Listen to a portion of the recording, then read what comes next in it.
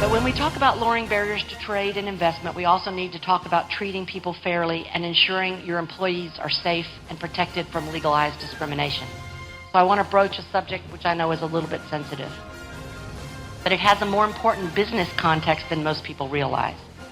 Ghana's parliament is considering a bill that would curtail the human rights of the LGBT community, their families, allies, and quite frankly, all Ghanaians. Everybody has opinions.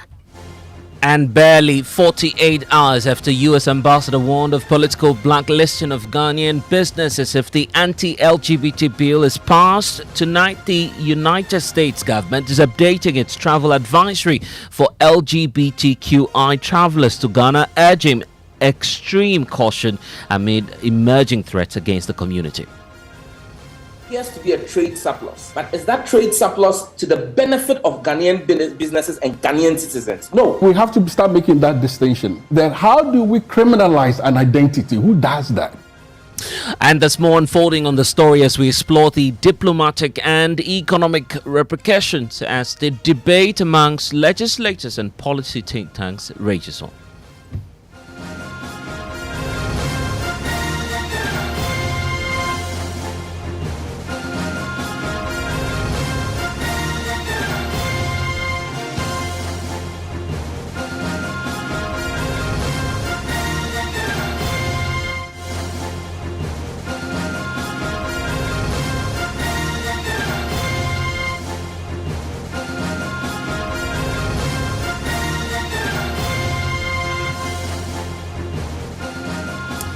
And thanks for joining us tonight on Top Story. My name is Blessed Sogah, and Top Story, as always, is brought to you by Vodafone. Further together.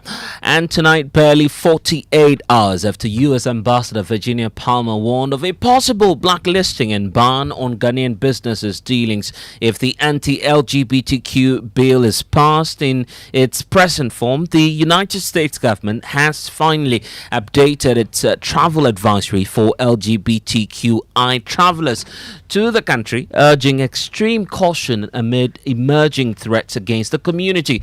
Ambassador Palmer pointed out that the bill was hostile, discriminatory, and undermines the rights of people who promote, practice, and associates of the LGBTQ community. The promotion of the proper human sexual rights and Ghanaian Family Values Bill 2021, which is being sponsored by Ningo Pram MP Sam George and 7 others, is yet to be considered by the House.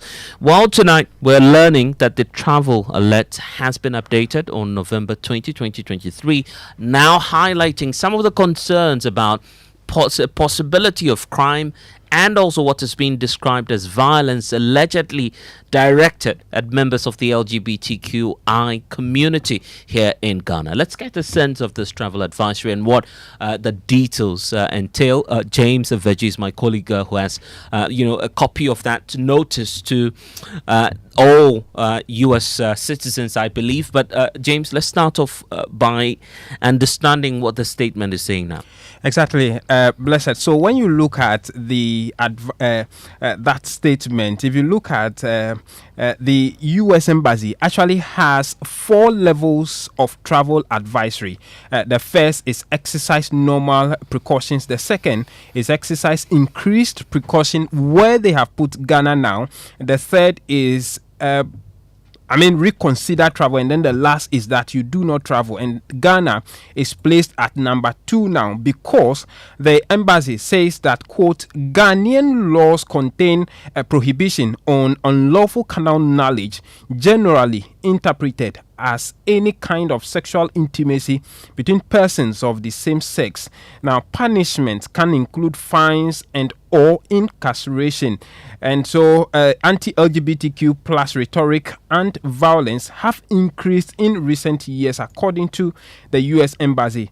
And so they are saying that they are members of the LGBTQI plus community have reported safety incidents that include targeted assault, rape, mob attacks, and harassment due to their identity. It is for these reasons that the U.S. Embassy is saying that their citizens should exercise increased caution in their travel to Ghana.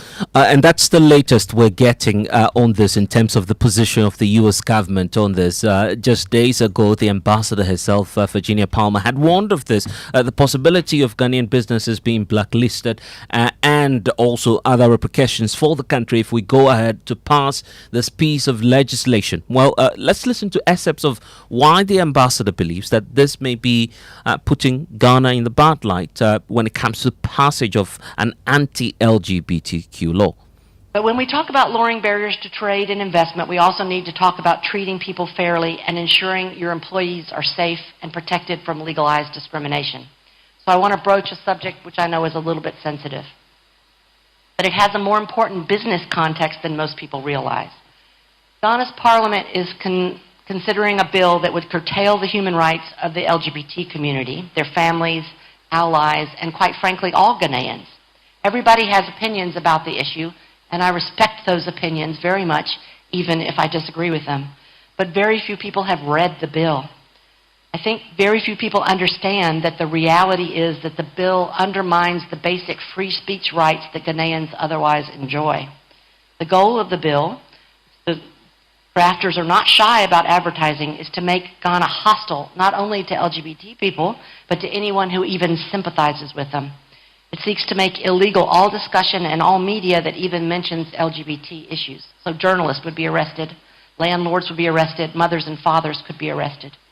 If passed, the bill will make it harder for you not only to recruit and hire the best people from overseas, but it will marginalize educated and hardworking Ghanaians by making it clear that they are unwelcome. I have no doubt that such legislation would have a chilling effect on Ghana as an investment destination. Companies have already talked to me about American consumers being unwilling to buy things that are made in a country with such repressive legislation. It'll make it harder for me to sell Ghana as an investment and trade destination. So the legislation, in addition to undermining public health and public order, would reduce Forex inflows, cut into your bottom line, and reduce your workforce options, not something Ghana's suffering business environment needs now. I'm truly thankful for those of you who've had the courage to raise these issues with Ghanaian policymakers. As representatives of the business community and as the partners Ghana needs to be a truly inclusive 21st century economy, your voices need to be heard now more than ever. Well, so that's the possible extent to which Ghana could be shut off, perhaps the international market, given the extent to which we're determined as a country to go ahead with the passage of this proper human rights and family values bill currently in Parliament. Well, the sponsors of that bill, very known voice, of course, MP for Ningo Pram, Sam George, has been speaking on PM Express with Evans Mensah, indicating why he equally believes that Ghana would not lose much if America decides not to do business with Ghana. The major trade items between Ghana and the US was basically cocoa, crude, and gold. Cocoa, crude, and gold. Those are the major exports from Ghana to the US. Now, if you look at the companies in that space that are exporting cocoa powder, cocoa paste, or looking at exporting crude oil to the United States, those are not Ghanaian companies, those are American companies. So yes, it is reflecting as Ghanaian trade to the US, but it is not Ghanaian companies and it's not Ghanaians who are making that, who are earning that money. It's American companies working in Ghana and exporting Ghanaian products to America that make up that chunk of trade. So you see, so yes, there appears to be a trade surplus, but is that trade surplus to the benefit of Ghanaian businesses and Ghanaian citizens? No, it's American businesses trading in Ghana, trading in gold, trading in crude, and trading in cocoa.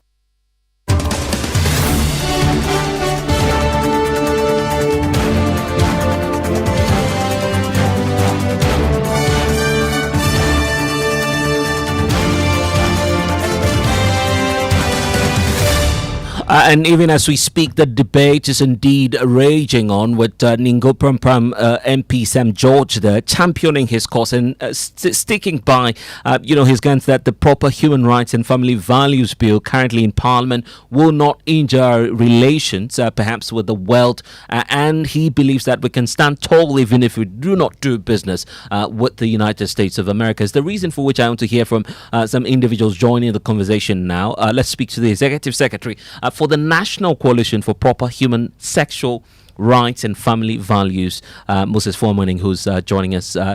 Council, thank you for your time here on Top Story tonight. We're also joined by Senior Programs Officer in charge of Human Rights and Social Inclusion for CDD Ghana, Michael Augustus Akapo. I want to start off with you, Moses Foreman, knowing that you're a key advocate of this bill. We're now hearing the position of the U.S. government on this. In fact, the ambassador going to the extent to point out that it will be difficult to market Ghana as an investment destination that is tolerant of all persons, regardless of your sexual orientation. You guys at Joy FM, you actually surprise me by the way you buy into a lot of the propaganda nonsense from the United States. You really shock me. So you're a news station. You can't do your own analysis and see through all this trash being thrown out by a U.S. diplomat who clearly is LGBT oriented and keeps on throwing out a lot of untruths. First of all, a lot of these things that she's saying, and I'm happy that Sam George addressed the issue. How much will it take for the Joy News to ascertain whether the trade in Ghana and the United States is being done by LGBT people? For which reason, if we pass our law, it will affect us. Why will you take your news station to do that? You tell me. I guess it's a matter of laying out what the concerns of the U.S. government is on respecting human rights. You don't think it is? You need to push the concerns of Ghana. Go and read the Constitution. Article 34 enjoins all state institutions, including the media, to ensure that the directive principles of state policy, which reflects our culture, our cultural values, and our traditional family values are reflected. That's an obligation on your channel as a station. I respect that. The Constitution. That's one of the reasons why I don't, these days, I even stay away from lawyer for winning. The Joy FM that I knew, you called me to respond. The Joy FM that I knew as a news station will do proper analysis. And I know Evans, they will counter the arguments that are being made with information. But you don't pick up a propaganda and then throw it at us. In any case, how many countries in the world support LGBT? Okay, first, how many countries? You tell me. First, it is your choice, of course, to describe this as propaganda. There's also the same Constitution with information that is proper. I guess you want us to have a conversation. Propaganda and throw it at Ghanaians. That's your description of what's happening. The same Constitution. Council, just allow me to make the point. And you better change this position. That's not how a proper media house works. The same Constitution, the same, and you better do a better job. That's very cheap journalism. The same Constitution you refer to, the same Constitution enjoins us to respect the views and opinions of others, and it guarantees free speech as well. For now, even as we speak, the proper sexual human rights family values bill has not been passed. There's a conversation on it. I guess it's part of the democratic process. You're simply being intolerant, I guess. Intolerant? Really? Do you know that the laws of this country prohibit LGBT activities? What does Section 104 of the Ghanaian Criminal Procedure Act, what does it say? So you're presuming that without that law, LGBT activities are right in Ghana. Is that your supposition? Have you read the Constitution, Article 11, that talks about the laws of this country? You tell me, I don't know where you come from in Ghana, but tell me which Ghanaian environment, which Ghanaian ethnic group adopts or accepts LGBT, all these letters. You tell me, which Ghanaian ethnic group accepts this sort of behavior? Tell me.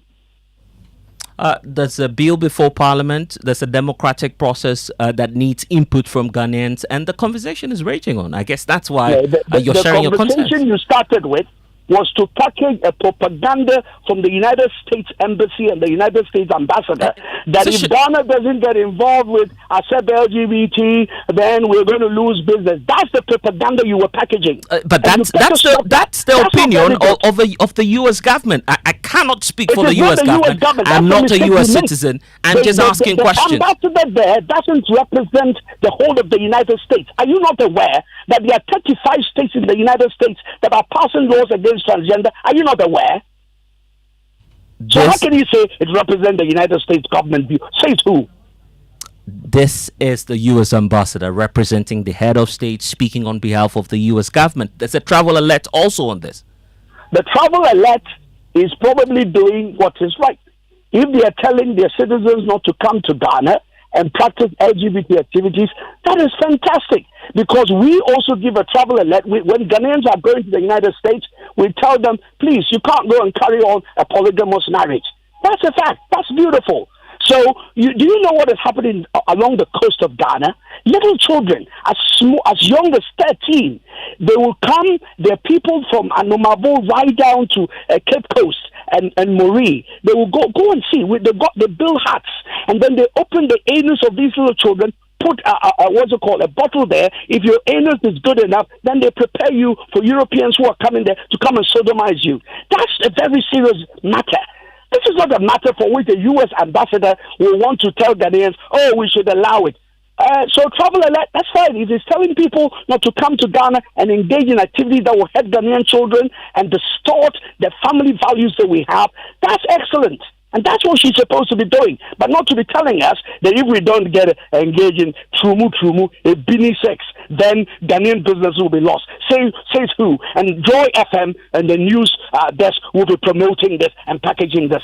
Well, Evans is a good guy. A lot of your guys are very good. They're coming in the next 20 minutes. I hope they do a better job than packaging this propaganda. Okay, and I'm your friend too. I'm a good guy. So let's have the conversation. I know you're a good guy, and that's why I'm not attacking you personally. I see.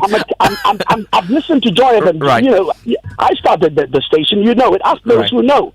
I would come let so you keep facing right. They all know me very well. You keep facing this question of the United States ambassador becoming the points man. She starts an agenda, and I know. Do you know they've been meeting a lot of journalists in this country? She has an agenda. She meets them, and so they say, "Oh, go and say this. Go and say." We monitor. We know all of these things.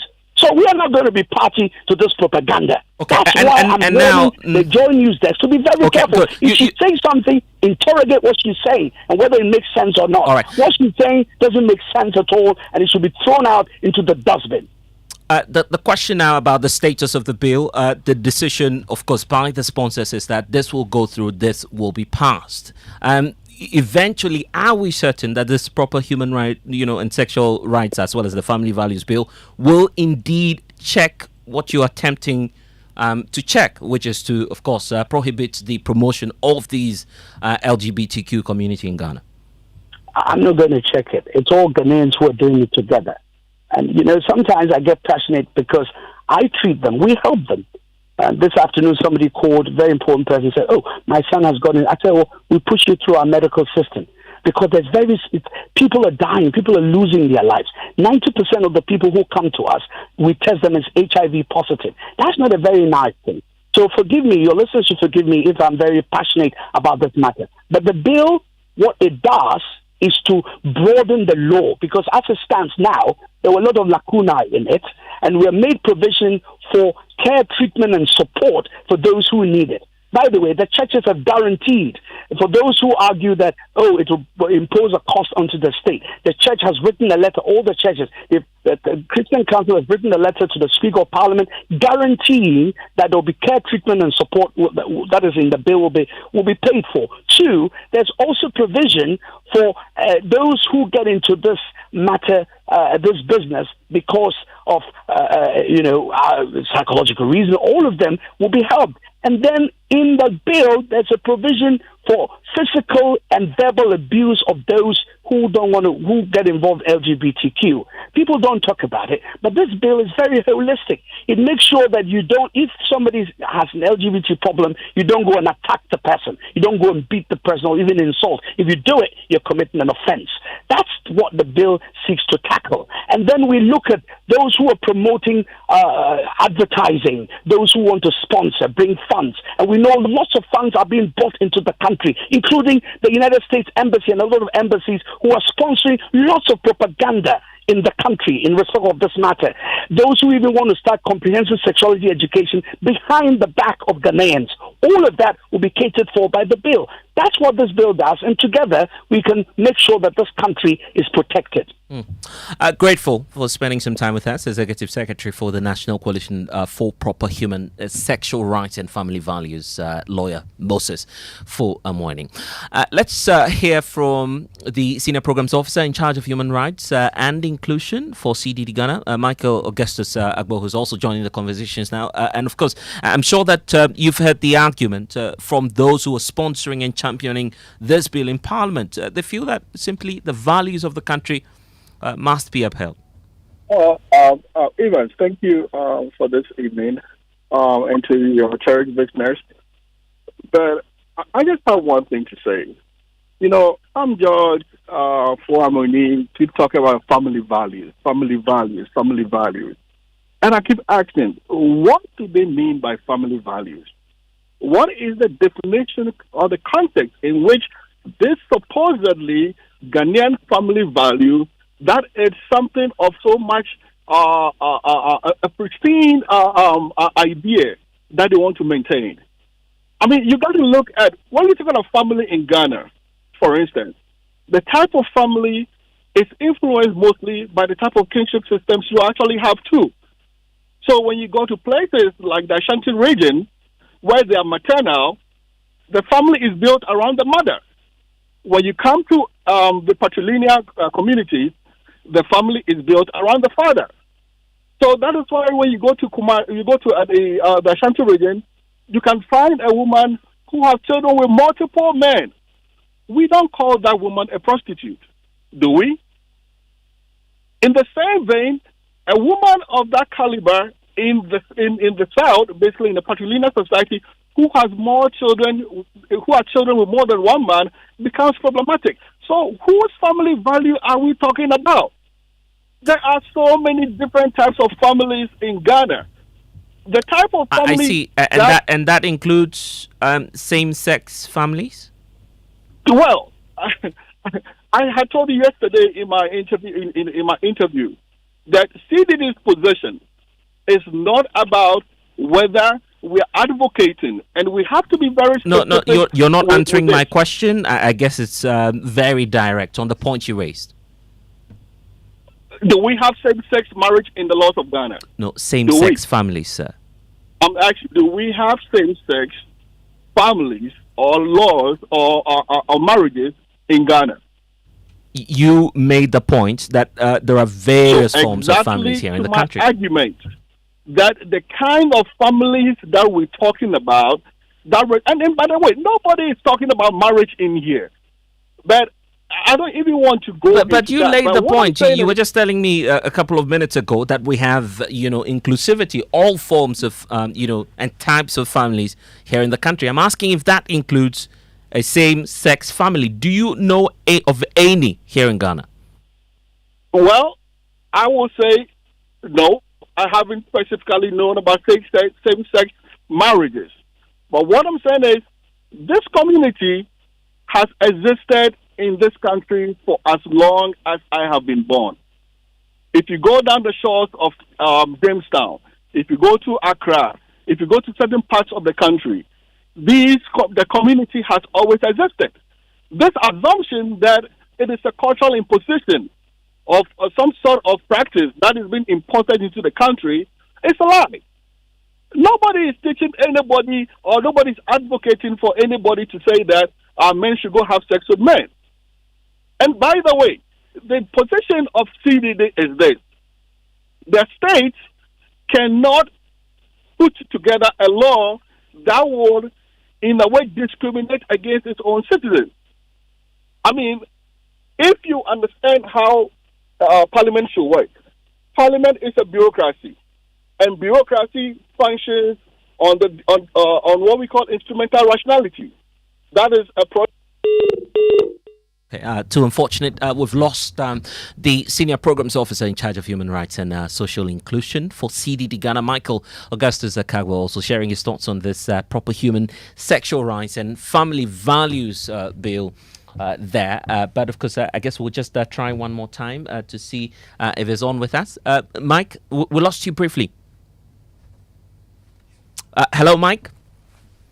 Okay, that appears we're having some challenges there. Reconnecting with Michael Augustus Akagbo, Senior Programs Officer in charge of Human Rights and Social Inclusion for CDD Ghana, making his points there about what the position of the organization is on this matter. We'll try and reconnect with him for you and then get some more updates. But there's also the point about what we should be doing going forward by engaging Parliament and also trying as much as possible to get their take on the way forward, the status of the bill, and when it might be passed. Sorry, we lost you briefly, Michael. If you could just make the point again. Well, so what I'm saying is that the Constitution upholds the diverse state nature of our country. So that is why our Constitution is a circular document. It is not a constitution that is beholden to personal interest. And I think within the Constitution itself, it says that we could not pursue any agenda that tends to impose a religious or political objective on the citizens. What we have here is basically, you heard Moses Solomon himself talking about the churches. The churches have done this, the churches have done that, the churches have done that. This is clearly an attempt of the religious bloc, I have said yesterday. Oh, okay. Right, and I get the point you're making, but let's just, for the sake of time, wrap up with the alert that's been issued now, and it's part of the fears that you have, those of you who dread the effects of this bill on the Republic of Ghana. Giving this alert, what more do you foresee from the perspective of CDD Ghana on the possible repercussions for this country if indeed we go ahead to pass this bill? Evans, look, I personally am not concerned as to what the United States will decide to do in terms of its position or its policies. That is for the United States to decide for themselves what they need to do. I am concerned that we are using the state to sanction discrimination against Ghanaian citizens. That is where my problem is. I do not care what the United States might want to do, whether it wants to issue travel advisories for its citizens not to come to Ghana. I am most worried about the fundamental bedrock of our democracy, which insists that the individual should be able to have the right to enjoy his freedoms. And that is what my problem is. That is where our problem as CDD is. Our problem is that this goes against everything that the democracy stands for. I get your point. But it's been a pleasure talking to you here on Top Story. That's the Senior Programs Officer in charge of Human Rights and Social Inclusion for CDD Ghana, Michael Augustus Akagbo. Earlier, you heard from the Executive Secretary of the National Coalition for Proper Human Sexual Rights and Family Values bill. That's lawyer Moses Foamoining, also joining us with his thoughts here on Top Story. I am Blessed Sogah. For more, just log on to myjoyonline.com. Next is Newsnight. Ever visited a shop, picked a whole basket of provisions, toiletries, and very essential things you need, battled a long queue to finally pay, only to be told you can't pay to a merchant number? The way that thing they pay, but with Vodafone Cash, there is no problem. Now on Vodafone Cash, you can pay all merchants on all networks. Easy peasy. Aye straight. Aye direct. Aye sharp. From your Vodafone Cash wallet to any merchant number on other networks. So whether you are buying provisions or fuel, medication or food, whatever the service or need, just pay conveniently from Vodafone Cash to any merchant number. Simply dial *110# to make payment to merchants on other networks today. Vodafone. Ready? Let's go. We now go bring some savannah. Everyone is dancing, everyone is singing, because everyone is painting with Savannah. Savannah paints from Azar are affordable enough for everybody to fulfill their paint needs. Paint more, pay less. Savannah paint, we all go paint some. We all go paint some Savannah. We all go paint some. This is the sound of happy shoppers enjoying up to 60% off everything at Orca Decor. It's Black Friday season. Get 20 to 60% off everything you need at Ghana's #1 Christmas shopping destination. Visit Orca Decor in Accra Mall and on Spintex Road before everything runs out. We interrupt this program to bring you this important information. It's Black Friday! Welcome to the season of discounts at Samsung. This November, you can get up to 2,400 Ghana cedis discount on the Epic Galaxy S23 Ultra. Discounts everywhere! Get 60 to 800 Ghana cedis discount on handsets like the Samsung Galaxy A04 range, A14, A24, A34, and A54. We're also introducing our new Galaxy S23 FE at an unbeatable price. It's Black Friday! The Samsung Black Friday sale is from the 10th to the 26th of November in all authorized Samsung shops nationwide. What are you waiting for? Terms and conditions apply. Hello CEOs, what an opportune time for a blissful festive night of entertainment, goodwill, high-impact CEO peer learning, value-driven CEO connections and business opportunities. It's the 9th Ghana CEO Business Cocktail, inspiring, informing and connecting possibilities for over 200 topmost CEOs, captains of industry, policymakers, investors and ambassadors, happening on the 7th of December 2023 at Pomona, Osu, Accra from 7 p.m. to 9 p.m. Be inspired by the impactful panelists and expert insights on the theme, the CEO Imperative. How are CEOs responding to the new economic reality? The CEO Imperative series will provide critical answers and actions to help CEOs reframe the future of their organizations and position for growth. For reservations and inquiries, call 024-4687-222 or email ceococktail@gmail.com. Powered by Ghana CEO Network in partnership with Deloitte, GIPC, Sogah, Media Journal and Multimedia Group. The 9th Ghana CEO Business Cocktail, connecting possibilities. Terms and conditions apply.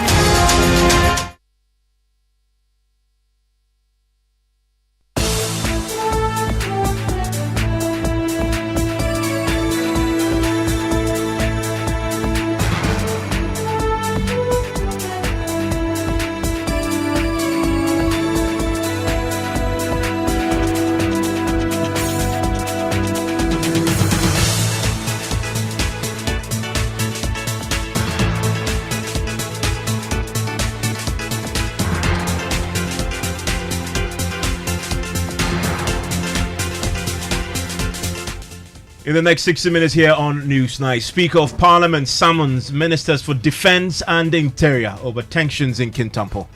An urgent matter that should be handled with dispatch. I think tomorrow should be okay for the two ministers and their commanders to appear before the committee early tomorrow morning by 9 a.m.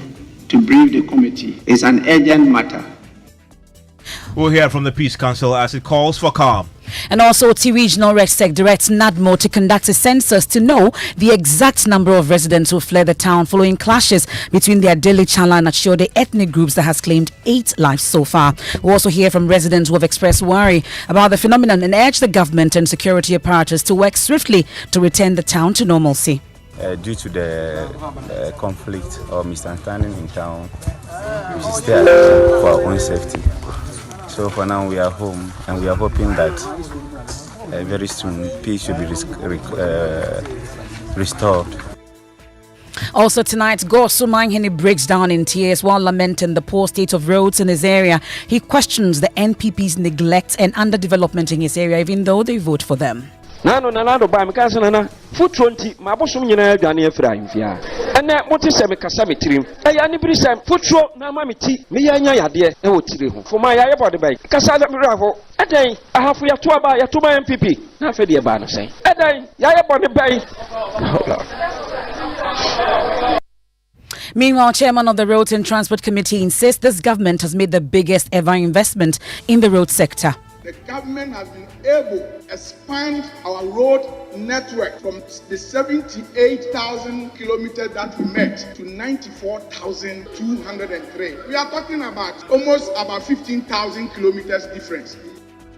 Also tonight, thou shalt not mention the name of God in vain. NDC MP Fokpando goes biblical in day 2 of the 2024 budget debate, accusing government and the finance minister of seeking to use the name of God to hoodwink Ghanaians. When you come and pretend you are a Christian, quoting Bible, when you come covering yourself up, God is not mocked. Whatever a man sows, you reap. This government wants to break the AIDS. It's scary. It's like saying, after all we've done, we'll continue it. Hey, what are you saying? And new report shows significant reduction in loans advanced by banks to businesses for this year. And in sport, later tonight, Manchester United centre-back Harry Maguire accepts Bolga Central MP Isaac Adungo's apology for comparing him with Vice President Baumia. I was very quick to compare my big brother, Dr. Mahmoud Baumia, to Harry Maguire. Mr. Speaker, I now apologize to Harry Maguire. Today, Maguire has turned the corner, is a transformational footballer. Harry Maguire is now scoring goals for Manchester United. So Harry Maguire responded to the Joy Sports tweet. We'll tell you all about it later.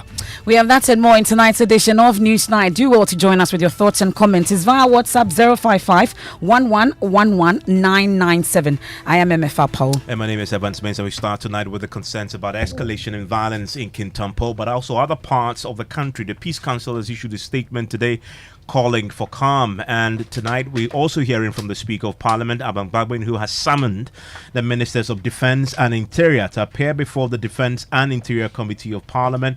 That's tomorrow morning, to provide a briefing on actions being taken by the government to forestall a clash between the Mo and Wangara tribes in the Kintampo North Municipality. Now, according to the Member of Parliament for the area, Joseph Kwame Kuma, tensions have escalated in his constituency after the Mo tribe requested to perform rituals within the months of November and December, now coinciding with the annual Klubi Festival of the Wangara community. Why is this important? It's coming on the heels of the killing of 8 people that were butchered to death in Nkwanta. That has forced the Peace Council tonight to activate its mediation processes in response to calls for a ceasefire in the Kintampo situation. The Speaker directed that the government must take immediate steps to ensure peaceful coexistence. As the first authorities to come to this house to brief the Committee on Defense and Interior. This is an urgent matter that should be handled with dispatch. I think tomorrow should be okay for the 2 ministers and their commanders to appear before the committee early tomorrow morning by 9 a.m. to brief the committee. It's an urgent matter. The National Security Council, through their regional office, should immediately intervene, because the chieftaincy institution is one of the cornerstones of the peace and security of our country. And we hold that institution dearly. And we should do everything to prevent that institution from falling into disarray. But this, I think, is a simple matter. The president of the Wangara community is the president of the Wangara community in Ghana. That is what the statement says. Not just in the Kintampo traditional area, in Ghana. And so they have a festival, which is an annual festival they celebrate, called Klubi Festival, within the period. The paramount chief of Mo, and we know how key the Mo tribe is in Ghana, even though a lot of them are rather in Côte d'Ivoire. It's a very important tribe.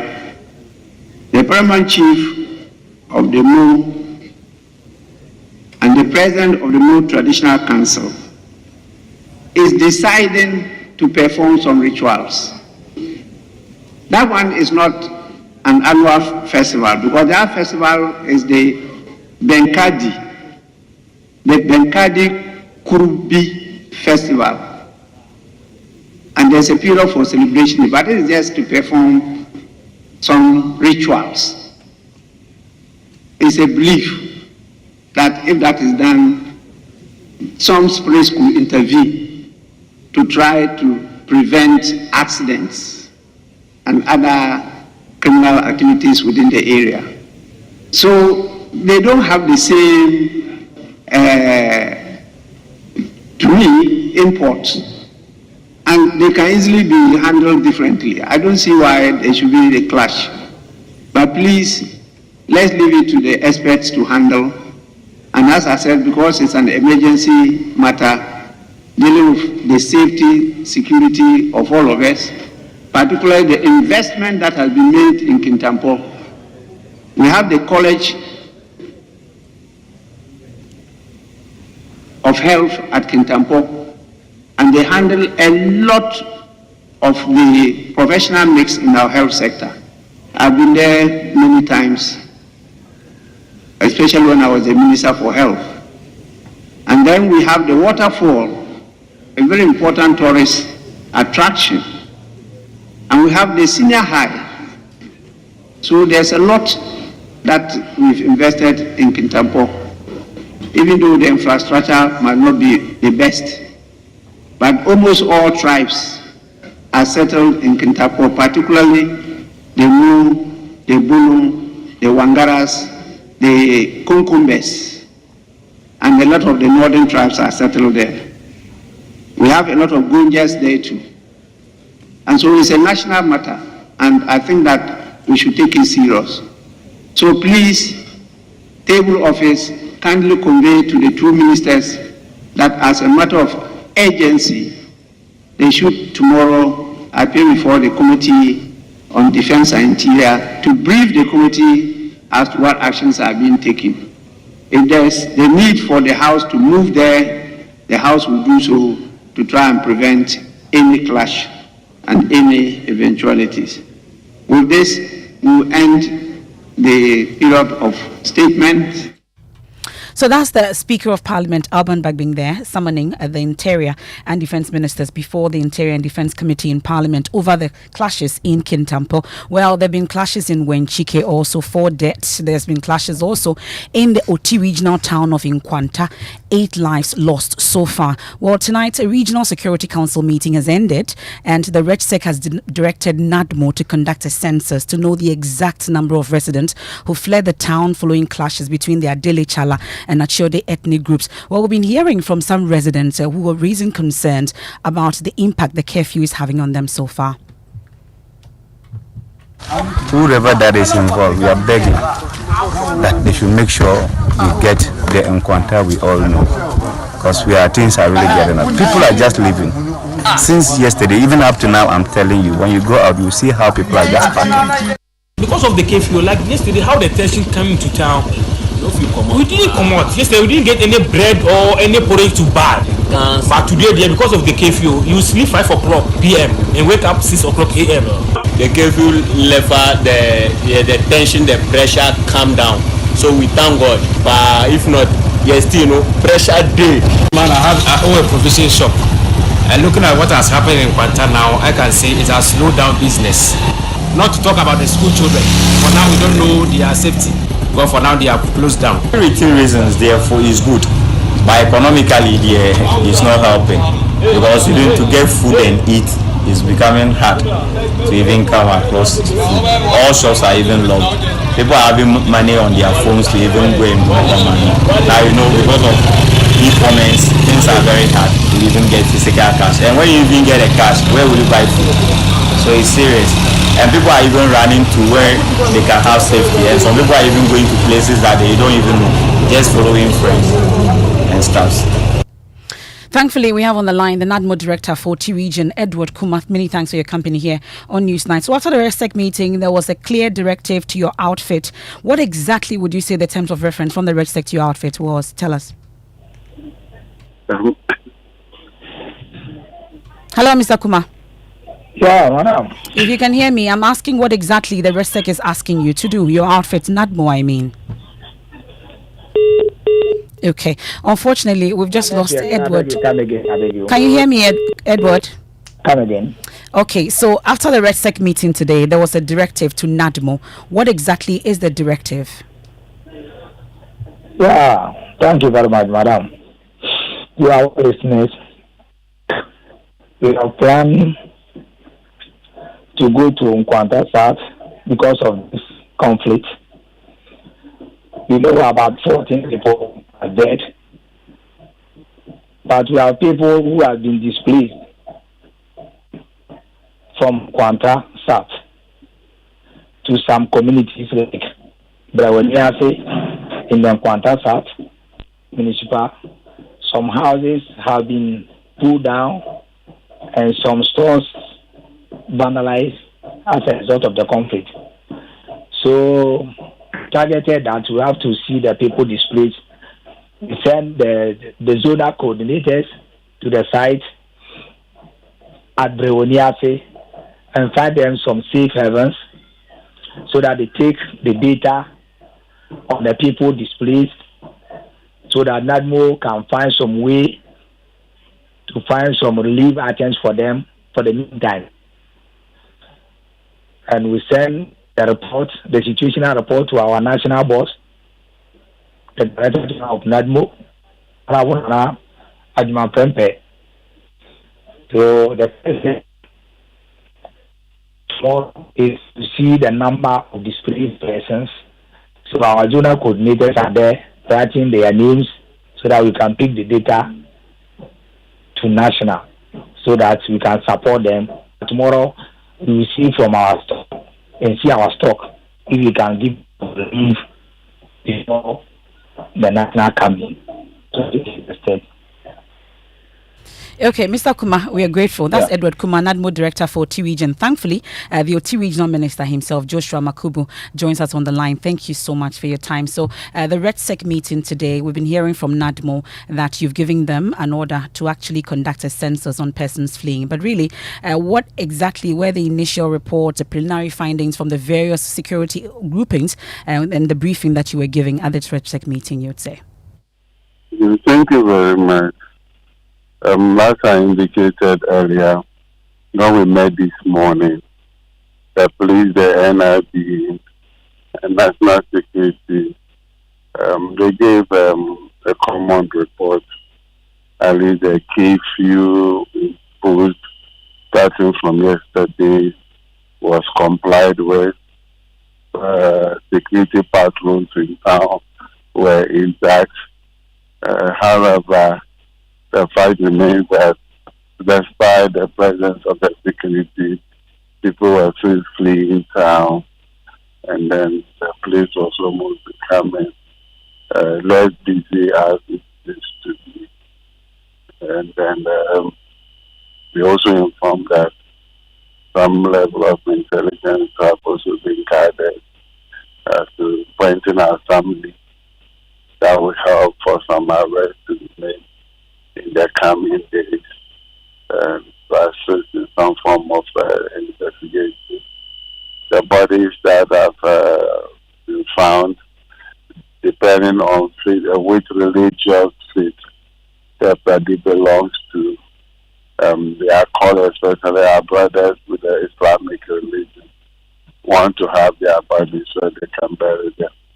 However, that has not been possible because we still need a pathologist that will also put some kind of evidence that can be used in the event of any prosecution. So I think they also indicated that, people were happy despite the challenges faced economically as a result of the imposition of the curfew. But at least the curfew was welcomed by the larger majority of the people, and they are testimonially obeying it.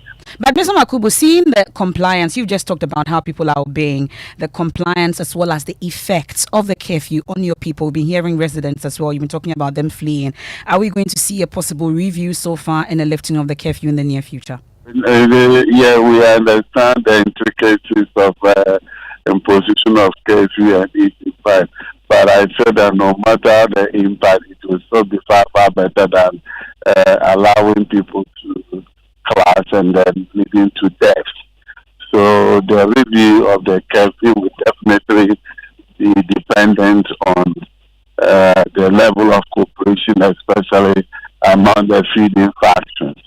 RISEC also took a decision that earlier on mediation of the Catholic bishop, which was supposed to have been yesterday, but it couldn't come up because of the review classes, should be conducted almost immediately. And we got in touch with the secretariat of the bishop, and they have also dispatched information and directed one of the priests in Nkwanta to contact the parties involved and then come out with a date almost immediately. So that is another step that we are taking.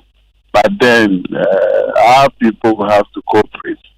Our brothers will have to cooperate, provide some level of information that will help the police to take some action that will actually ensure that no trust will be returned into the system. Hope will be returned and some level of confidence. As soon as we can. Mr. Makubu, let me come in briefly here, please. We've just been hearing from the NADMO director. He mentions a number at 14 in terms of the deaths. From the meeting, though, what numbers did you actually get in terms of the deaths so far? No, officially confirmed that so stands at 8. Still at 8. Hello? Okay, still at 8, you say? Yeah, okay. So at 8. But concerning the directive that you gave to NADMO to conduct a census, it appears that the exodus is massive. Sorry? I'm saying that the directive that you gave to NADMO to conduct a census and the numbers of people fleeing, it appears that it's really massive in terms of the residents you're losing in Nkwanta.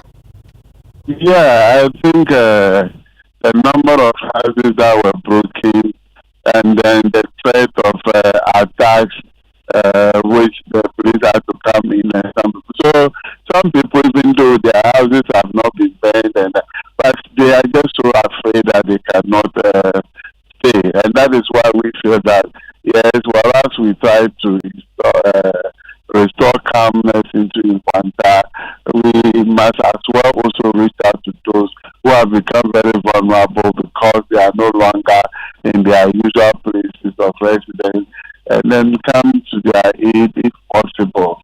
That's why we have taxed NADMO. It's going to be a huge tax, but we believe that the regional directorate in conjunction with the Nkwanta staff, municipal directorate, if it is beyond them, they can as well co-opt directors and other staff from nearby assembly to access to the list. We can get some information. Yeah, even if we are not able to get the exact information, when we have some data to start working with, we know that that data will be updated. Okay.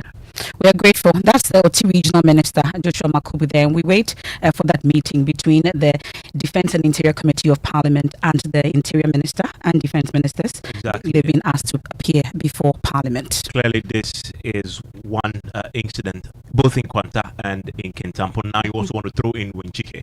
That has got the attention of the National Peace Council. They've issued a statement on all three cases right now of violence. They're calling for calm. They're expressing grave concern. They've asked the IGP and the security agencies to strengthen investigations already underway. They're asking that they be given all the resources needed to investigate, but also bring justice for those who have been killed and to their families. They also tonight are asking for calm, asking Ghanaians in these communities to restrain themselves and not just take the law into their own hands, as we saw in Nkwanta, for example, where machetes were used to butcher those who were killed.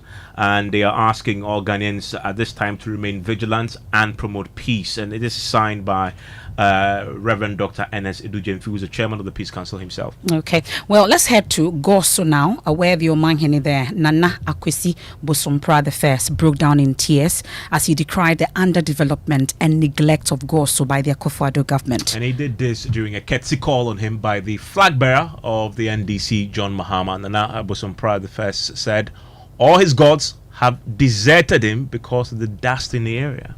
NDC contractor with the Mawa Hafono. Na boni bia ni ho ojo sa ba kwan so no se da bi ekwan we de se me ka se me ba be gusu amanyum begu ase se me sa tutu kwan ni nyina nsan ma sa ye foforo ene. There was nothing wrong with the contract given for the construction of roads in the Ahafo region by the NDC. However, due to the poor state of the road, the contractor decided to start the project anew, leading to the current state of the road. Nano na do ba me ka se na foot 20 ma bosom nyina adwane afira mfia ene mote se me kasa metirim ya ni brisam futro na ma meti me ya nya yade e wotire ho adan yaye bone ban Ahafo ma yaye bone ban kasa da miraho adan. I once informed President Akufo-Addo during his visit that due to the dusty nature of the roads, all my gods have deserted the palace. Additionally, I have now developed health complications. What is our crime? What have we done wrong? Ya was says this me no pen ya ndisi for dia. Ahafo ya tuba MPP na fe de ba no sen. Eni ya fa titi musa. Koko kakra omutumi toyi. Anya kwan we so anefa ko. Obekọ bia na ka da fom. Ena ya nua nyina bokena fo na etwa ya nyina ade ko. Ya fora si nyina na asai. Ena nsuo to ana wusu se wa dan so bepa. Adai. 2 out of the 6 districts have the vote of the NDC. The Ahafo region consistently vote for the MPP. What is our crime? This same road is the route for transporting cocoa. Burkina Faso have also been cutting down our trees, destroying our forests. People now live in fear whenever it rains. However, there's always an attempt to silence us from speaking the truth. Ya kano kra, mosumi yan kano kra. Adan, ya ye bone bai.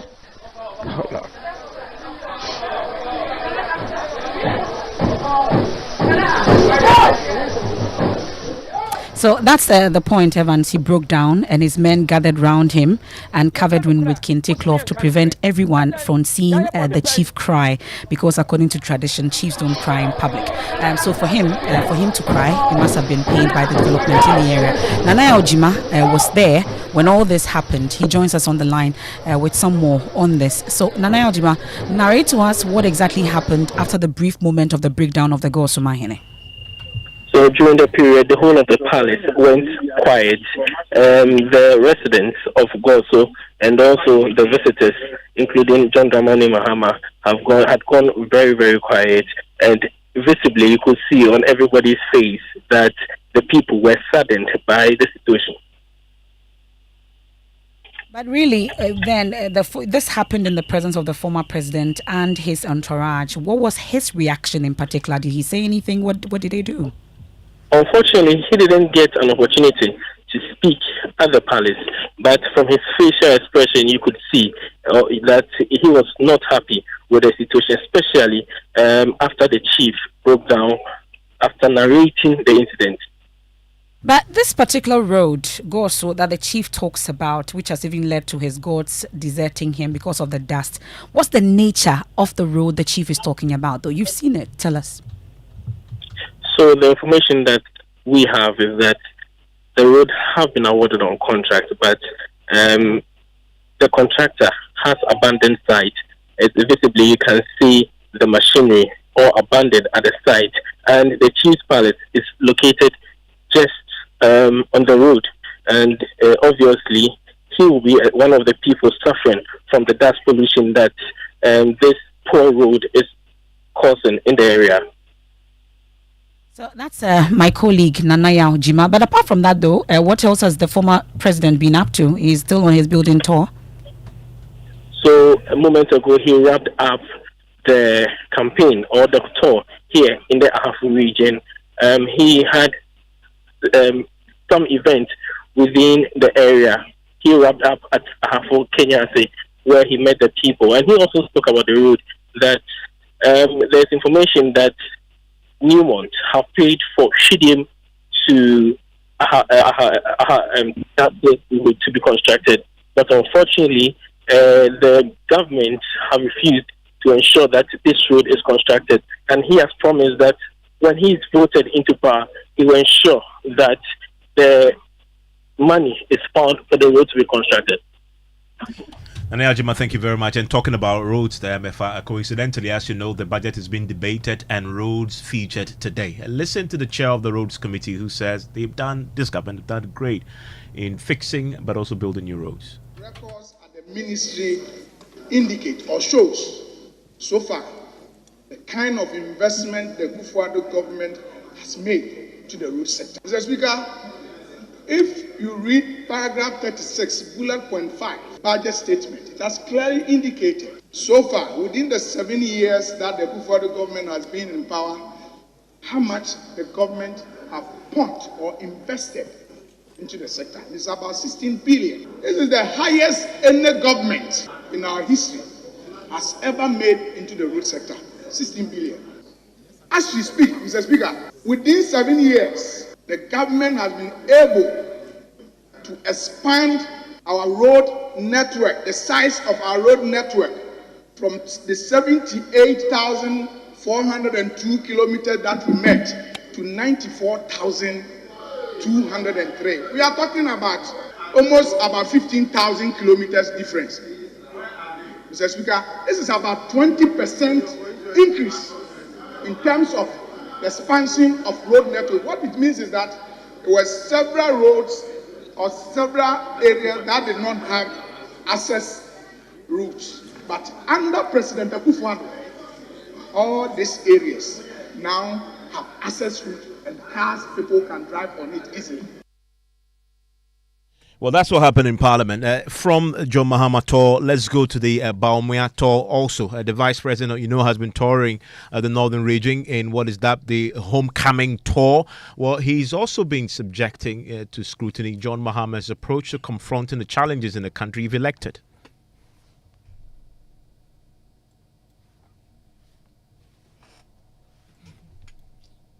So, what is this 24-hour economy that you want to bring? I want you to compare me and John Mahama. Who has the ideas to transform this economy? Who has the ideas? Who has the ideas? Yes, the track record of John Mahama doesn't show innovative thinking. It doesn't show ideas. The track record of Dr. Bawumia is idea after idea after idea after idea after idea. That is the difference. I tell you, I have my own priorities and I will have my own vision. When I become president, I will bring more ideas, and you will hear about them very soon. Samuel Mbura is traveling with the Vice President and joins us right now. Samuel, from what I understand, he's ended his tour? Exactly, Evans. He ended it in Damango, in the final region. That is the home region of the NDC, John Mahama. He was actually given a chieftaincy title there, a Chief of Unity by the Yongra. He says that the title is meant to acknowledge his tolerance and the fact that Dr. Bawumia is someone who stands for peace. The Yagbambura believes that he has the capacity to progress further. So far he has been to 3 regions: Northeast region, which is his native region, Savannah, and then the Northern region. Due to some equally national assignment, he had to come back to Accra. Today he attended the cadet course at Tesano, and also the members of parliament that were with him had to return to Parliament because of the ongoing budget debate. So for now, I would say the tour was successful, and he had a good reception from all the areas that he went to meet the chiefs and the people. We understand that he should be rescheduling another tour in the subsequent weeks to thank other chiefs and then supporters of the NPP before he comes to the southern part of the country. Imbra, thank you very much.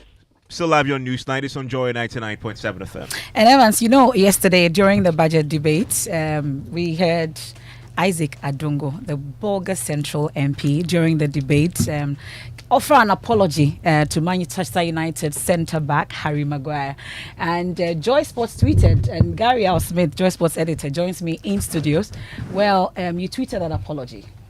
Yeah, we because our parliamentary cameras caught the moment. So our social media executive Karim, whose birthday it was yesterday actually, he thought it was interesting and he put it out. Then when I didn't see it when the tweet went out because I was doing other things. Then at midday, I was listening to the BBC News headlines, and then I heard the story. So I actually recorded it and put it on the multimedia page. Yeah. I still didn't know that we had tweeted the story. It originated from us. So when I got to work, then I saw and I was told that, oh, it's originated from us. By that time, it had more than 1 million views on X or Twitter. Then a few hours later, Harry Maguire himself responded to the tweet. This is what Adongo said. If the budget that has been presented is empty, you can't force magic out of Kojo Nkuma. And so I sympathize with you. But Mr. Speaker, I can count about 23 members on the other side. And this is their budget. If they are not interested, they should tell us to stop. Why are they not here? Would you prefer Dr. John Mohammed's economy, where you are drinking your calico for 50 pesos, to your 1 trillion where you will now be buying that calico for 6 cities? Which one will you prefer? You have inflated your revenue by over 40 billion so that you can now project an expenditure of 226 billion so you can have 40 billion cushion for reckless expenditure in an election year. That is all that you have done. But Mr. Speaker, the minister said that they have impacted Ghanaians positively. His Excellency John Dramani Mohammed's 4-year term, the total revenue he took from people of Ghana was just 65 billion. You have taken 344 billion from the people's pocket, and you say you have impacted them positively. Mr. Speaker, you have taken an additional amount of 279 billion from the poor people in Ghana. You still remember e-levy. They said e-levy was going to be the Akobank of the world. Now where have you reached? Mr. Speaker, you remember that last year, I was very quick to compare my big brother, Dr. Mahmoud Bawumia, to Harry Maguire. Mr. Speaker, I now apologize to Harry Maguire. Mr. Honorable Chair Mensah, you got very angry when I used your defender as an example. Today, Maguire has turned the corner. Is a transformational footballer. Harry Maguire is now scoring goals for Manchester United. Mr. Speaker, Harry Maguire is now a key player for Manchester United. And for our Maguire, he is now roaming at the IMF with a cup in hand. And for our Maguire, the economic Maguire, now was able to get pensioners to leave their homes and come and parade in the streets. Well, so that's the Boga Central MP Isaac Adongo yesterday, and that tweet from Joy Sports on X Spaces. So today we have a response from Harry Maguire.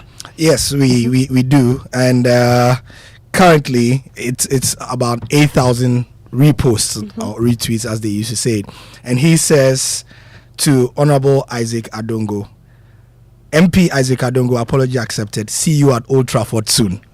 It means possibly Harry Maguire may extend an invitation to him to come over and watch a game at Old Trafford. So that they can discuss football and economic issues. Interesting. And really, has Harry Maguire turned the corner? Hold on to that. We'll talk about it. Thankfully, the Bolga Central MP Isaac Adongo joins us on the line. Mr. Adongo, you've seen Harry Maguire's acceptance of your apology? Yes, I've seen it. Harry Maguire was just used for me to demonstrate a point. Often in Parliament, we are too serious in discussing the issues of the nation, and often I find humor as a very important way of discussing very important matters that diffuses the tension and takes away the pressure, so we can focus on nation building without the bitterness. And so it has created a situation where I had to use Harry Maguire without any bad feelings at all. But at least I have brought a very important closure to that conversation, because he's a professional with his career ahead of him. And incidentally, the work that I did had reflected on him negatively. But I'm happy that he's been a very true professional, I said it at a time that he had a very difficult path in his career, and it reflected exactly what he was going through. But he took that on. He's been motivated by that, and he's worked very hard to bring his career back on track. And I'm happy that we have brought a very happy ending to that conversation. But of all footballers, though, why Harry Maguire? Well, at the time, I needed to find a footballer whose travails reflected the kind of person that I wanted to demonstrate. We all know that Harry Maguire at that time, as I said before, though a very good defender, Manchester United signed him as the most important and the most expensive defender in England. At the time when he was playing, I think for Manchester, was it Leicester United or something, he was doing quite well. And he was seen as a key player that could solve the defensive challenges of Man United. And they signed him for a very important record fee. At the time, Ghana had also signed another Maguire that we thought would deliver to the aspirations of Ghana, which was Dr. Mahmoud Baumia. Unfortunately, things were heading in a very wrong direction, just like Maguire was consistently performing poorly for what you call it, Man United. And so it came in handy. But like I said, I had no interest. I don't know Maguire. I could not have a reason to ridicule such a person. But at that point, what he was doing and the expectations and the motivation from Man United when they signed him was consistent with the expectations we had on Mahmoud Baumia, and you can see where he took us. So it was a good comparison to make at the time. But now, I realize that the whole comparison was not even properly situated. I made a very big error because Maguire is a young talent who was going through a very difficult path at that time. And as a talent, he could improve any day.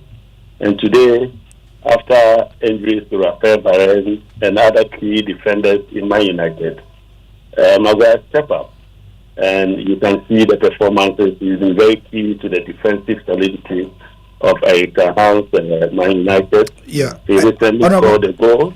And so it was appropriate that I recognize the fact that he's made an improvement in his work. And he recognizes this, Honorable, by saying that your apology has been accepted. He also says that he will see you at Old Trafford. So, you say you don't know him, you've never met him. I mean, you meet him and probably you can tell him all about it. But also, I'm curious whether he will accept That's what I'm saying. I'm coming to, so, Honorable, when are you accepting the invitation? And let's keep the conversation going. I'm a soccer fan. You would have noticed that. I grew up a footballer.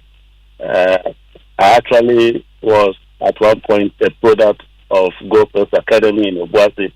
So I enjoy football. So visiting Old Trafford would be a big pleasure. And I would make sure that at some point in my life, before he retired from football, I will get... Honorable, this is not one point in your life. The man says, see you at Old Trafford soon. I mean, it's an extension of an invitation. Yes, but an invitation will be handed based on the possibility that I can make it to the United Kingdom, based on my schedule and my responsibilities back home.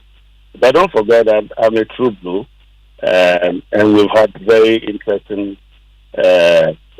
competitions during the days of the famous coach Alex Ferguson and Mourinho. Yeah, and it will be a pleasure to visit. Honorable Abed has whispered to me right now that last year you mentioned that Honorable Osechi Mensah Bones was a red one, was unhappy when you gave Harry Maguire as an example. Abed has whispered to me that that's because you are a true blue, you are a Chelsea fan. Is that it? I'm a Chelsea fan. Ni Lante Van der Poel is a true red devil. Mensah Bones is a true red devil. And they felt that I could find an example somewhere. But I'm happy that I've not only pleased Maguire, but I've also made those of my two senior colleagues very happy. But like you said, I'm always a true blue. Even though my team is struggling, we are trying to buy every player and possibly even buy the trophy. Yeah, but the most important thing is that when the opposing team, in the spirit of sportsmanship, when you find a very good player who is doing well, you say it. And if he's having a difficult patch, you say it. And I'm saying that as a true professional, you get motivated by criticisms and set feedback. And he's taking that feedback on them. It didn't really come from me. It came across the left and breadth of Man United supporters. And he took that on board. And that you're right. And that you're right. Because I'm a true Evans has had a long face throughout. I'm beginning to switch. Evans, are you a red devil? No, because you said you're a true blue now, I'm convincing me maybe, but I am a true red. I bleed that color. Yeah. But in the last, that's why I told you that we are in a difficult time, and we think that Todd Bowley think that we can buy players and buy the trophy, as well. But if you go to Old Trafford soon, if you go to Old Trafford soon, will you be wearing the red? I will meet Harry Maguire probably with Enzo Fernandez at my back. but you know one thing that Chelsea if he gives me a souvenir with his name and his number at the back, it's only humbling that I demonstrate that I respect that jersey. I need to suggest to you one thing that Chelsea needs to complete the revolution is a Harry Maguire centre back playing. No, I think centre back we are overstocked. In central midfield we are even struggling if everybody is fit because Moses Caicedo is there, Enzo Fernandez, Lavia is there. We have the young man Ogesuku also available. So we are heavily stocked there. We'll give it to you for free. We need Osimhen, that's all. Thank you very much, Isaac Adongo there. Great conversation, obviously. I mean, sometimes the politics makes it pretty heated, but of course when you hear these I said it's been that, but the tweet has now been viewed, the response by Harry Maguire has been viewed, that is 1,800,000 times on the Joy Sports handle, 1.9 million times, and retweeted. And for the record, Joy Sports tweeted that first, and Harry Maguire responded to Joy Sports tweet. So, Isaac Adongo, Honorable Isaac Adongo, when you're going, you take our intern along. Of course. For eliciting that response. For coverage. Anyway, thank you very much, Gary. And guess who is joining us? A Arsenal supporter. Yeah, of course. And I think Emefa is very critical to make that point that it was Joy Sports that did tweet that for Maguire to respond to it. So let's put that on record. Yeah, okay. An Arsenal supporter in studio to give us what's the latest in the world of business. Yeah, well, events coming up in business. New report shows a significant reduction in loans advanced by commercial banks to businesses for this year. And business magnate Daniel Macaulay pledges to support Ghana's economy and growth of the aviation industry after securing license for the Magdan Airlines to operate commercial services. The business news on Newsnight is brought to you by MTN Business. Welcome to the new world of business. Kingdom Books and Stationery, Syntax Tanks, and also brought to you by Pepsodent, Charcoal and Herbal. Let's now settle for the details. The total amount of loans granted by commercial banks to businesses and individuals ending September this year witnessed some significant reduction. This was captured in an internal research document of the Ghana Association of Banks seen by Joy Business. There is more in this report. The Ghana Association of Banks internal research document showed total lending by commercial banks dropped from 35% in September 2022 to 9.6% in September this year. For some, the development might not be a surprise looking at comment by some banks and reports issued by the Bank of Ghana in previous reports about the banking sector.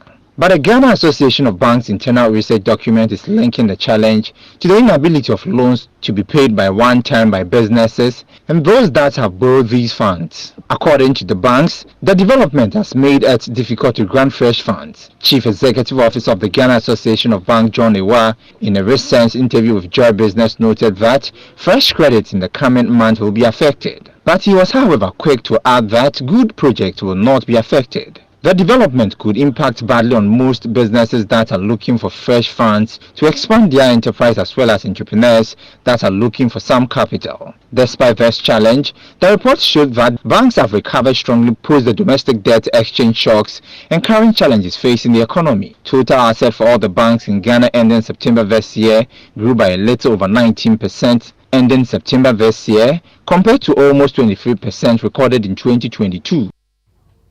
And that is a business desk report. Now, business magnate and chairman of the McDan Group, Daniel Macaulay, is promising to do more to support the economy and invest in the aviation sector.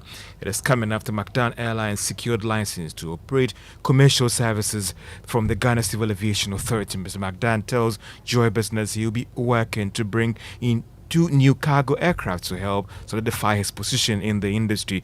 Meanwhile, Deputy Director General of the Ghana Civil Aviation Authority in charge of technical services, Daniel Akwa, has been given more details about this license that has been secured by the McDan Airlines. McDan Aviation Limited is officially certified to operate as an airline that is doing charters, private charters. It's not a scheduled airline, but it's doing private charters. McDan has a private jet as well as another business aircraft, which is a propeller, but its performance is as good as a jet aircraft. We have to do due diligence, take McDan Aviation through the necessary certification process. We have a 5-phase process, and McDan has been able to satisfy all the 5 phases. From today, McDan can operate legally. In the past, there was some form of arrangement that is also allowed within the industry, but that doesn't make it a full Ghanaian airline. But from today, it's a full Ghanaian airline that can operate without any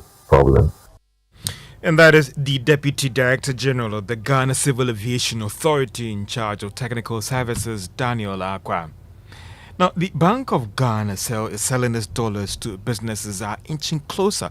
Now, the rate at which the Bank of Ghana sells its dollars to businesses is inching closer to the commercial rates on the market. And the central bank usually has a very low rate compared to what the commercial banks sell to their client. The development had often led to some argue that the forex bureaus, banks and businesses should use the central bank's transactional rates. However, a careful look at the rate at which it offered to the bureaus, that is the bulk or distribution firms, last week showed that central bank rates are getting closer to the market rates. The banks are currently selling a dollar to businesses at 12 Ghana cedis, 10 pesos.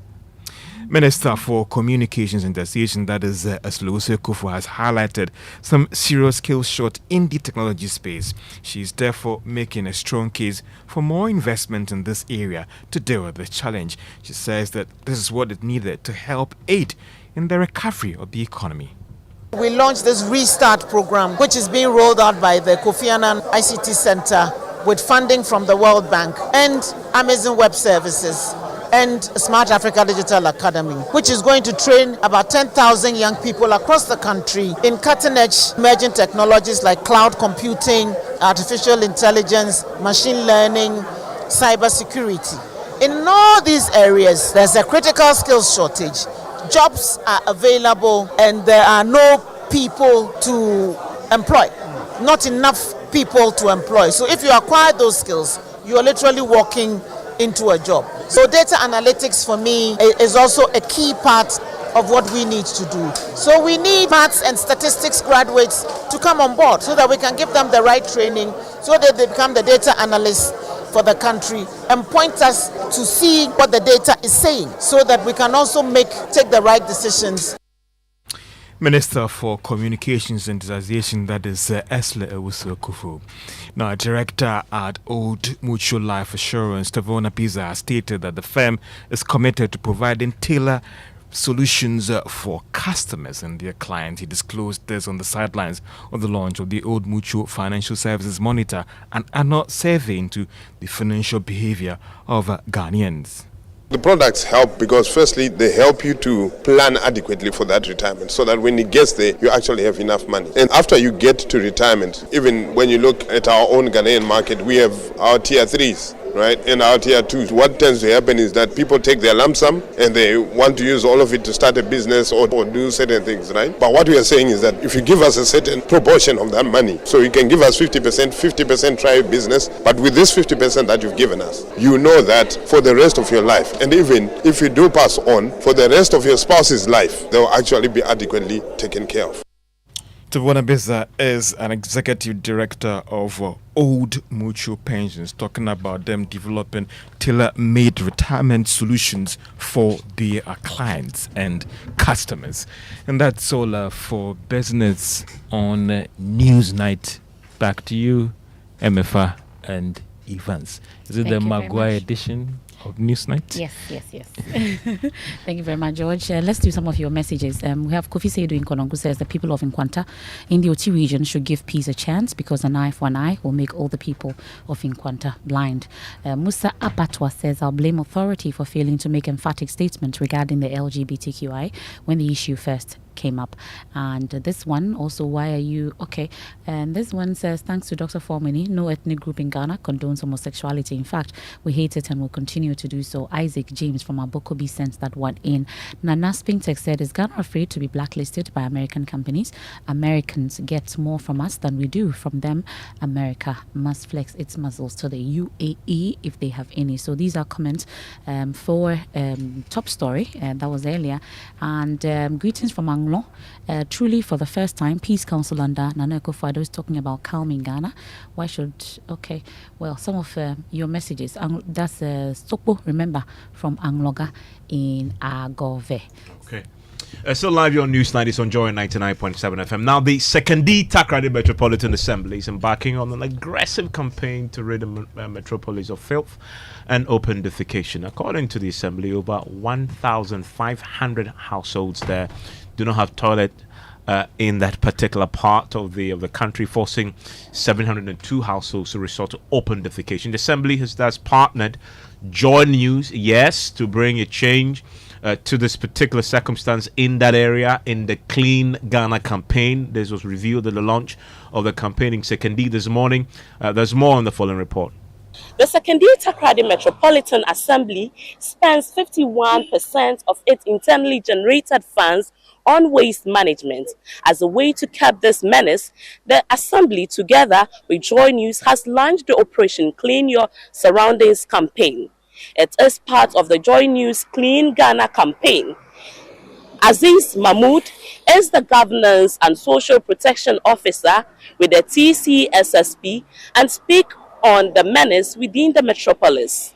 The metropolis has reached an inflection point in that when it comes to liquid and solid waste, I think the metropolis is, or the assembly is struggling to make sure individuals play their part in making sure that when it comes to proper liquid and solid waste management, we take it as a personal responsibility, as a community responsibility, and also as organizations, media men, mosques, churches, we take it as responsibility that we need to make sure our environments are clean. And from the data that we have from the 2021 population housing census, it's evidence that when it's issues around open defecation or where individuals flout the sanitation bylaw, which talks about or which is against open defecation in undesignated places, is something that is really confronting the efforts of the city authority. The Assembly intends to educate, name, shame, and prosecute anybody who is found culpable to this menace. Here is Abdul Momin Isa, Mayor of the Assembly, speaking on the stringent measures they are going to ensure. According to the 2021 population and housing census, 40.9% of households in the metropolis have access to improved sanitation. The enforcement of the Assembly's bylaws on household toilets has helped increase access to improved household toilet facilities in the metropolis by 20% as at the end of the third quarter of 2023. This year alone, 27 houses without toilets and 30 other sanitation-related nuisances have been prosecuted successfully. It is sad to note that people are still openly defecating at seashores and bushes despite the numerous efforts to discourage the phenomenon of open defecation. We cannot allow this sorry situation to continue in our metropolis. It is against this background that the STMA, with support from the implementation of Twin Cities in Sustainable Partnership Project, is partnering with Joy News and selected local radio stations to launch a campaign dubbed Operation Clean Your Surroundings to promote good hygiene practices. For us here at Joy News, we are committed to this cause, just like we have done in Accra. We have promised to do the same here in the Second Takoradi Metropolis. Samuel Kojobrace speak for Joy News. This is not for us media men alone. It's all of us. I mean, the eateries, the students, all of us, wherever we live, it's our responsibility to ensure that we keep our surroundings clean. I'm sure we all know the Sustainable Development Goals. Now, the goal 6 of these goals is to achieve clean water and sanitation by 2030. We're in 2023. 7 years more. If we look around us, are we really on course to achieve this? It's a question you and I should answer. So we are here to partner the STMA, offer the platform like we do in Accra, to tell the stories about whether people are keeping their surroundings clean or not, especially the people who cook for you and I. For Joy News, in Athalia Kwanzaa, Second Takoradi, Western Region. And Clean Ghana is back. This time we are partnering the STMA to execute this. Of course, we'll be also engaging the Accra Metropolitan Assembly to revive the original idea itself. Wherever you are, join this campaign. Keep your environment neat and clean. And that's how we wrap up today's edition of Newsnight here on Joy 99.7 FM. I was hoping we'll go biblical in Parliament, but we'll leave you with that. And the Kwando MP, De La Soa, he says, just like the Finance Minister of Oyata, when she debated in Parliament today, they've been talking about not using the name of the Lord your God in vain, amongst others. We'll leave you with that. But remember, there's more when you log on to myjoyonline.com. And because of the Kunti and Akwamu lecture organized by the CDD, we are unable to bring you strong and sassy. We'll bring you live proceedings from there. I am Emefa Apawu. And my name is Evans Mensah. Enjoy the rest of your evening. This is a man who 2/3 of his side, MPs, rose up and wanted him out. That shows you the level of incompetence. Right, Honorable Speaker, not only that, Mr. Kwame Mpiene described him as a poor representative of Ivy League Yale. This government, they are always quoting scripture. I'll quote one. Bible says in Proverbs 29 verse 2, when the wicked rule, the people mourn. They mourn. When you call the name of God in vain, God will make forces come together against you. When you come and pretend you're a Christian, quoting Bible, when you come covering yourself up, God is not mocked. Whatever a man sows, he will reap. God is not mocked. You cannot pretend before him and cover yourself, present yourself as a godly person. When you do that, what will happen? Malevolent forces will come together like a storm and hit you the way it is hitting you.